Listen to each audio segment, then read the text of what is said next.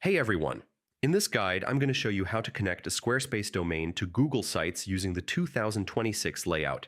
First, open your Google site and go to Publish, then Manage, and choose Custom Domain. Click Start Setup and select Use a domain you already own. Enter your Squarespace domain. Google will show a TXT verification record and a list of A records. Keep those ready. Now, open Squarespace, sign in, go to your domain, and open DNS settings.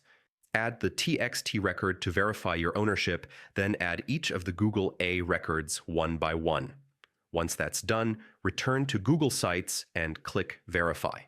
When it connects, set your Squarespace domain as the primary URL. Then open a new tab, type your domain, and your Google site should load. SSL might take a few minutes to activate. And that's it. That's how to connect a Squarespace domain to Google Sites for 2026. Thanks for watching, and I'll see